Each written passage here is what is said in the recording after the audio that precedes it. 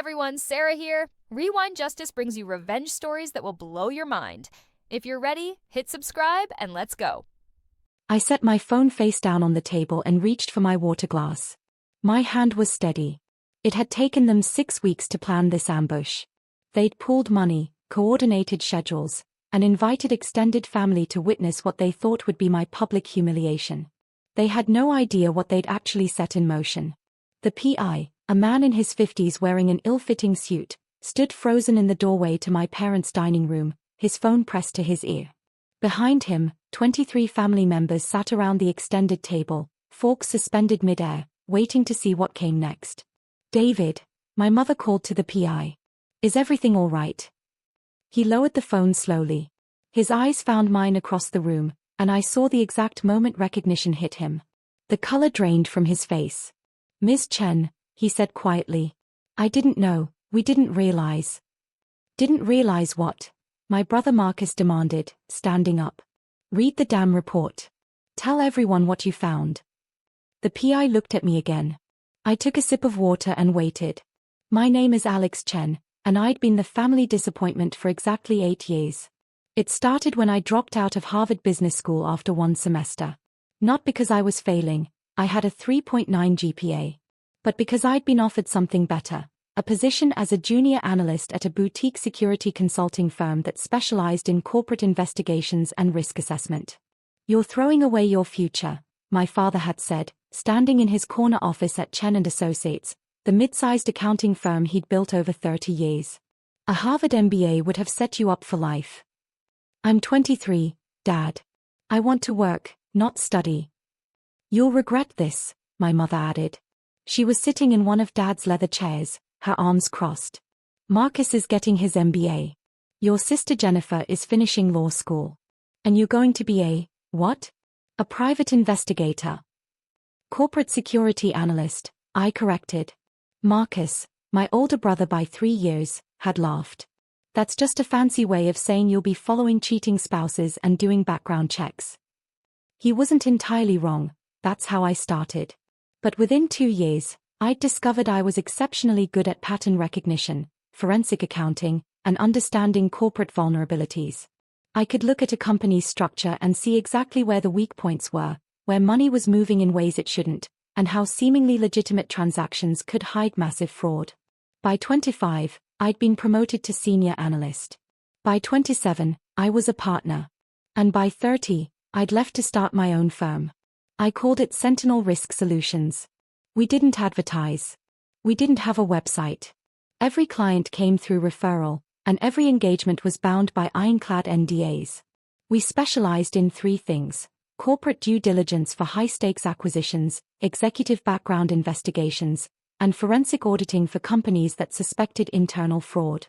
Our typical client was worth 9 figures minimum. Fortune 500 companies, private equity firms, government contractors. We charged $50,000 just for an initial consultation, and our full engagements ran anywhere from $500,000 to $15 million depending on complexity. Within 3 years, Sentinel had become the gold standard in corporate security consulting.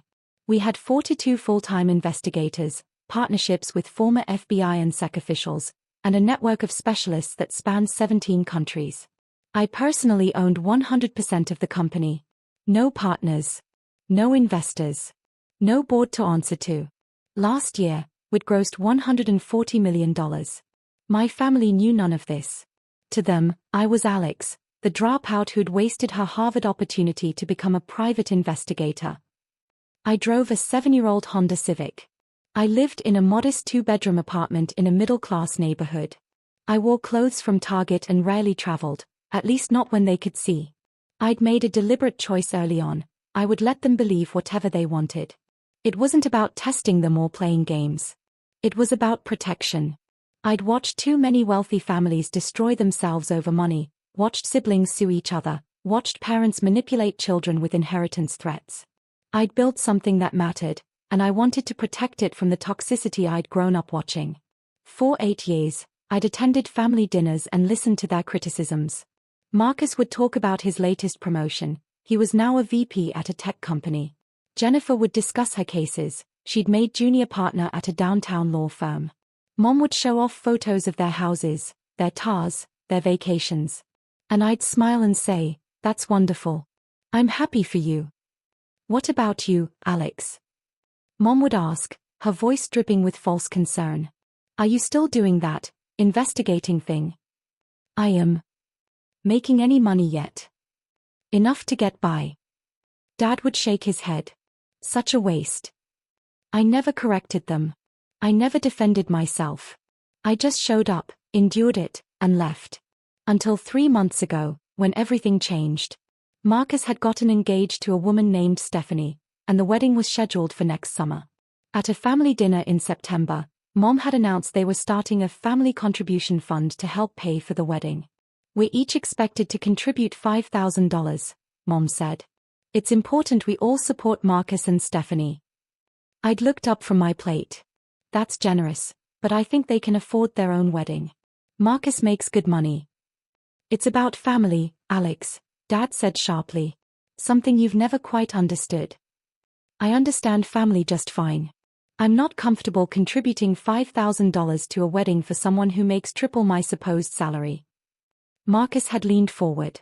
"See, this is exactly what I'm talking about. You've always been selfish. Always taking, never giving." "Taking?" I'd laughed. "What have I ever taken from this family?" "Dad paid for your first year at Harvard before you quit," Jennifer jumped in. "That $60,000 you basically stole." I offered to pay him back. Multiple times. He refused. "Because he thought you'd get your act together," Mom said. "But you never did." I'd left that dinner early. And I'd made a decision. I was done attending these performances. If they wanted to believe I was a failure, fine. But I wasn't going to keep showing up to be their emotional punching bag. I didn't respond to the next 3 dinner invitations. That's when things escalated. Marcus called me in October. "Mom and Dad are worried about you. They think you might be in some kind of trouble." "I'm fine." "Are you? Because you're not answering calls, you're skipping dinners, and honestly, Alex, we're all concerned about your financial situation." "My financial situation is fine." "Is it? Because from where we're standing, you're 31 years old, living in a crappy apartment, driving a car that should be in a junkyard, and working a dead-end job that clearly isn't paying the bills." "Marcus, we want to help. But we need to know the truth. Are you in debt? Are you involved in something illegal? Because if you need money..." I'd hung up. 2 weeks later, I got a text from Jennifer. "Mom's hiring someone to check on you. Just a heads up. They're worried you're in trouble and won't ask for help." That's when I realized what was actually happening. They weren't worried. They were looking for ammunition. They wanted proof that I was failing so they could feel superior, so they could justify every dismissive comment they'd ever made. And apparently, they were willing to hire a private investigator to get it. The Thanksgiving invitation came via group text. "Mom, Thanksgiving at our house, 2 p.m. Family meeting at 3:30. Everyone must attend. Important news to share." I knew what the important news was. They'd hired a PI, gotten their report, and now they wanted to stage a public reading to humiliate me in front of the entire extended family. I almost didn't go. But then I had a better idea. I called my head of operations, Sarah Martinez. "I need you to pull information on every PI firm in the metro area. I want to know who my family likely hired. What parameters should I use? Mid-tier firm. Competent enough to seem legitimate, cheap enough for a family to afford out of pocket. Probably someone who advertises family investigations or personal background checks." Sarah called me back 2 hours later. "I've got 3 likely candidates. But based on your family's location and budget, I'd put money on Brennan Associates. They're a 20-person firm that does exactly this kind of work. Owner is David Brennan, former police detective, been in business 12 years. Pull everything we have on them. Already done. Interesting thing, Brennan Associates lists us as their primary corporate investigation partner. They refer complex cases to us and take a 15% finder's fee. Last year alone, we paid them $180,000 in referral fees." I smiled. "Even more interesting, what percentage of their revenue comes from our referrals?" Give me 10 minutes. She called back. Approximately 40% of their annual revenue is directly or indirectly connected to Sentinel. Between referral fees and subcontracting work for our overflow cases, we're their largest client by a factor of 3. Perfect. Draft termination paperwork for all contracts, partnerships, and referral agreements. I want it ready to send at my signal. Alex, what are you doing? Going to Thanksgiving dinner. I spent the week before Thanksgiving doing something I rarely did. I prepared to reveal who I actually was. I contacted our corporate attorney and had her draft a comprehensive document packet that included Sentinel Risk Solutions corporate registration showing my 100% ownership. Last year's audited financial statements showing $140 million in revenue and $47 million in net profit. Articles from industry publications naming me as one of the top security consultants in the country. Client testimonials from 3 Fortune 100 companies, anonymized but verifiable. Property records showing I owned my apartment building and 4 others in the city. Investment portfolio summary showing $23 million in liquid assets. I also had Sarah compile a counter-investigation. If they'd hired a PI to investigate me, I wanted to know everything about them. What she found was fascinating. Marcus's tech company was struggling. They'd missed their quarterly targets 3 times in a row, and there were rumors of layoffs. Marcus had taken out a $180,000 home equity loan 6 months ago. Jennifer's law firm was in the middle of a messy partnership dispute. She'd been passed over for senior partner twice and was reportedly job hunting. Dad's accounting firm had lost 2 major clients in the past year, and revenue was down 30%. Mom had taken out $45,000 in credit card debt, mostly for home renovations and luxury purchases. They were all, in various ways, struggling financially. And here I was, the family failure, the dropout, the disappointment, who they'd convinced themselves must be even worse off than they were. The cognitive dissonance was about to shatter them. I also did one more thing. I confirmed that David Brennan himself would be at Thanksgiving dinner to read his report. And I made sure he knew, through a carefully worded message from Sarah, that a significant corporate matter would need his immediate attention at exactly 3:45 p.m. on Thanksgiving Day. He'd assured Sarah it wouldn't be a problem. He'd be available by phone. Everything was in place. I arrived at my parents' house at 2:15 p.m., carrying a store-bought pie. The driveway was packed with cars. They'd invited everyone. Aunts, uncles, cousins. The whole extended family was there for the show. Mom opened the door. Oh. You actually came. You said it was mandatory. Well. Come in, I suppose. The house was full. I counted 23 people. They'd moved furniture to set up long tables in the dining room and living room. Everyone turned to look when I walked in, and I heard the whispers immediately. That's her. The one who dropped out. I heard she's basically homeless. I found a seat at the far end of the table, next to my cousin Rachel, who at least gave me a sympathetic smile. Dinner was tense.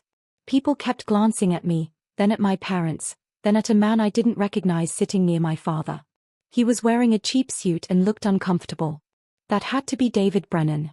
Finally, at 3:30, Dad stood up and tapped his wine glass. Thank you all for coming. I know this is unusual, but we've asked you here because we need to address something as a family. For the past 8 years, we've watched Alex make one poor decision after another. Dropping out of Harvard. Refusing good opportunities. Living in poverty while pretending everything is fine. I took a sip of water and waited. We've tried to help, Mom continued. We've offered money, connections, support. But Alex has refused everything. She's shut us out completely. Marcus stood up next to Dad. So we made a difficult decision. We hired a professional investigator to find out the truth about Alex's situation. We need to know if she's in danger, if she's involved in illegal activities, or if she simply needs intervention. The room went completely silent. David Brennan is a licensed private investigator with 20 years of experience, Dad said, gesturing to the uncomfortable man. He's conducted a thorough investigation into Alex's life, employment, finances, and activities. David, would you please share your findings? David Brennan stood slowly. He looked at me, and I saw genuine regret in his eyes. He knew what was coming. Before I begin, he said, I want to clarify something. This investigation was conducted at the request and expense of the Chen family. I was retained to investigate Alex Chen's current life circumstances, employment status, and financial situation. Yes, Mom said impatiently. We paid you $12,000. Now tell everyone what you found. I picked up my phone from the table. With my thumb, I opened my email and pulled up the pre-drafted message to Sarah. Terminate investigation retainer with Brennan Associates. Withdraw all contracts. Effective immediately. David took a breath. My investigation revealed. I hit send. 3 seconds later, his phone rang. He glanced at it, confused, then apologized. I'm sorry, I need to take this. It's my office manager, and she only calls for emergencies. Make it quick, Dad snapped. David stepped into the hallway. Through the doorway, I could hear him. What? No, that's not. When did this come through? Our largest client? But that's who authorized. He came back into the room. His face was ashen. I apologize, he said, his voice shaking. There's been a critical business emergency. I need to. You need to read the report we paid for, Marcus said coldly. Whatever it is can wait 30 minutes. I'm afraid it can't. Our largest client just terminated all contracts, partnerships, and referral agreements with my firm. Effective immediately. That represents 40% of our annual revenue. I have to. What client? Marcus demanded. David looked at me. Really looked at me. I can't disclose client names. Confidentiality agreement. Read the report, Dad commanded. Now. David swallowed hard. He pulled out a folder from his briefcase with shaking hands. According to my investigation, Alex Chen is employed by a firm called Sentinel Risk Solutions. She has been employed there for 9 years, starting as an analyst and working her way up to. He stopped. To what? Mom asked. To partner, he said quietly. And then, 5 years ago, to sole owner and CEO. The room was silent. What? Jennifer said. David continued, his voice getting quieter. Sentinel Risk Solutions is a corporate security consulting firm specializing in high-level due diligence, executive investigations, and forensic auditing. Their clients include Fortune 500 companies, private equity firms, and government agencies. Last year, the company grossed $140 million in revenue. That's impossible, Marcus said. I verified everything.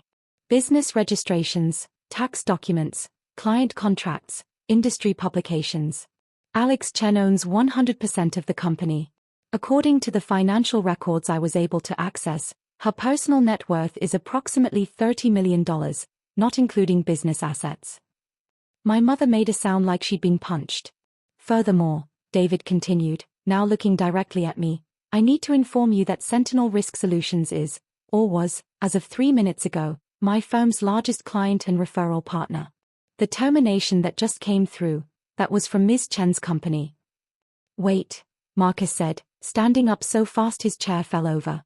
You're saying Alex is your biggest client? The client you just lost? David nodded miserably. This is absurd, Dad said, but his voice was weak. Alex lives in a tiny apartment.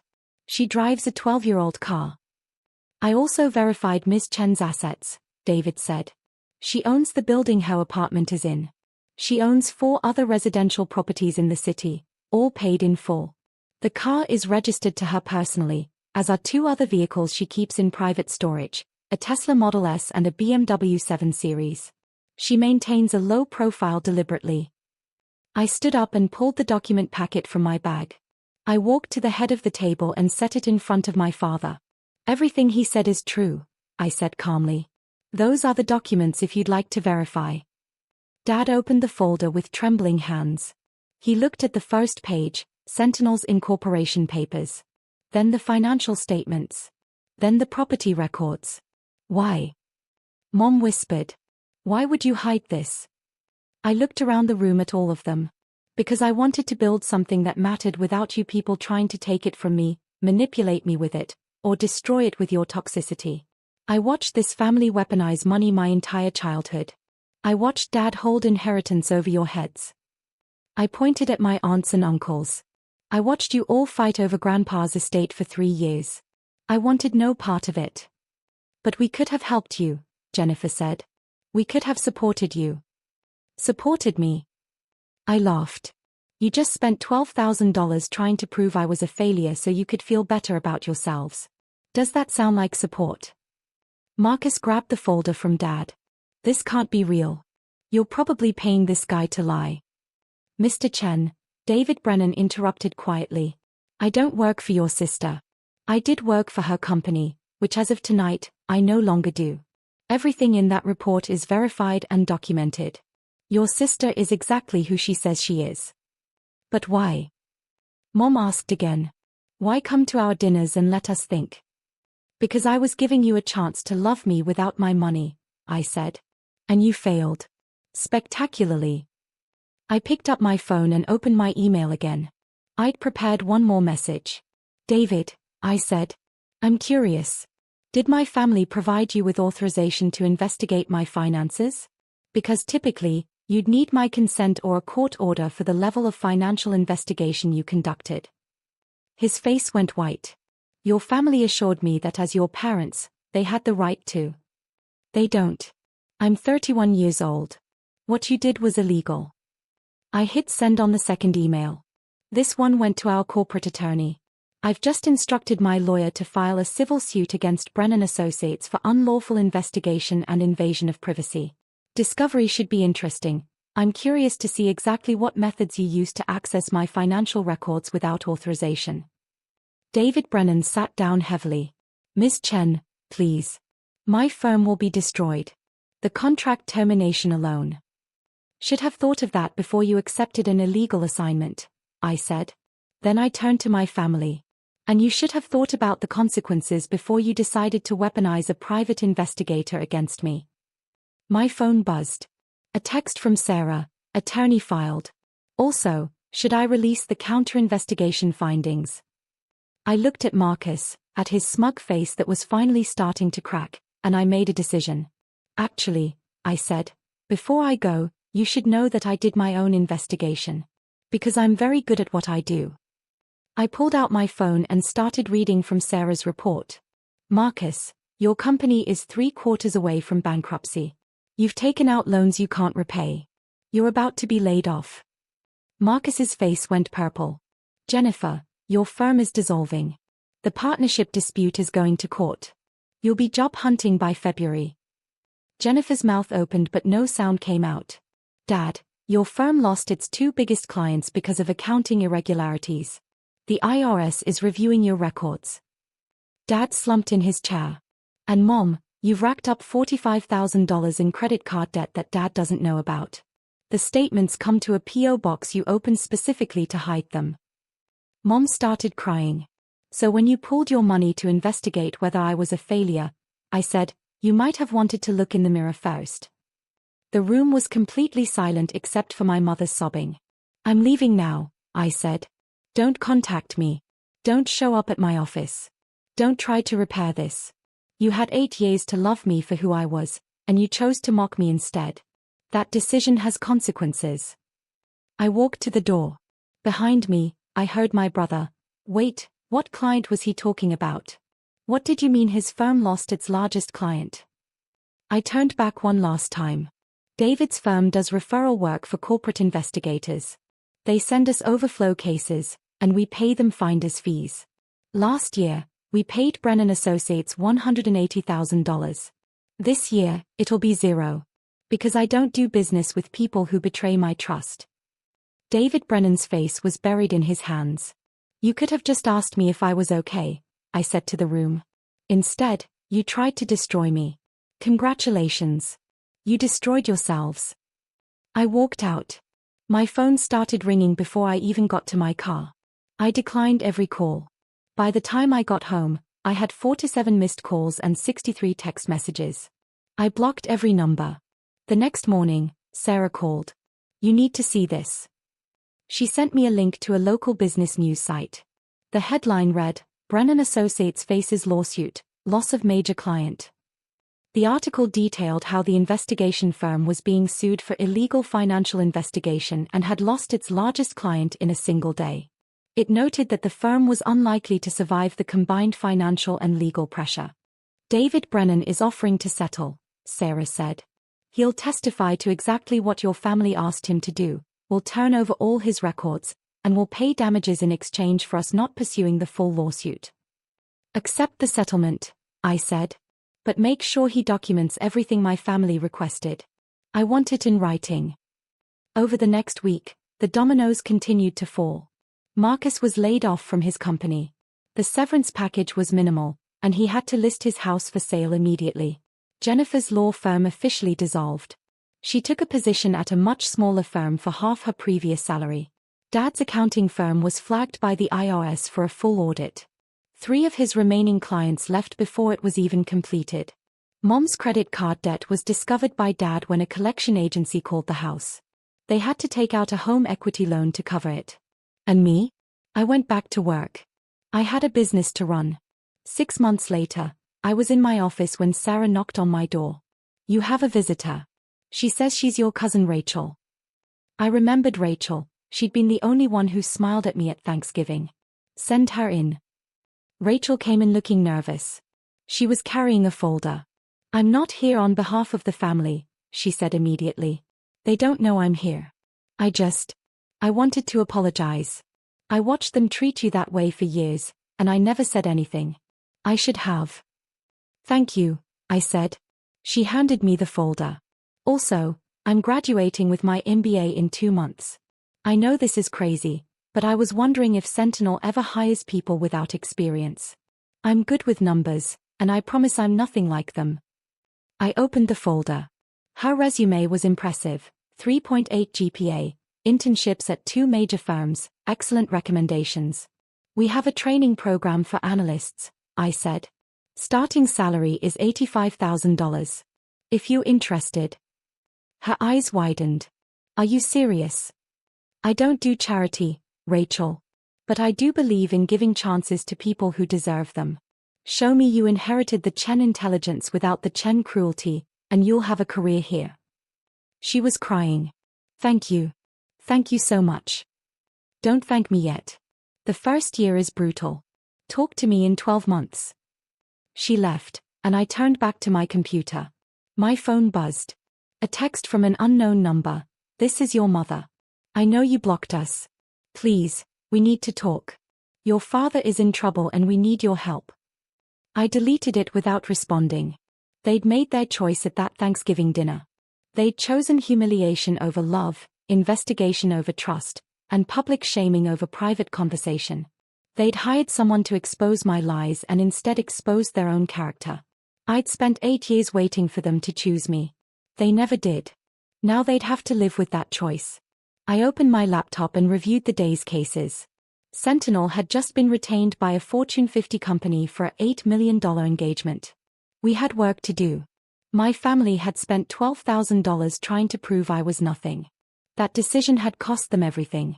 And me? I'd lost nothing I hadn't already grieved years ago. I'd built an empire they couldn't see because they were too busy looking down on me to look at me at all. That was their failure, not mine. I went back to work.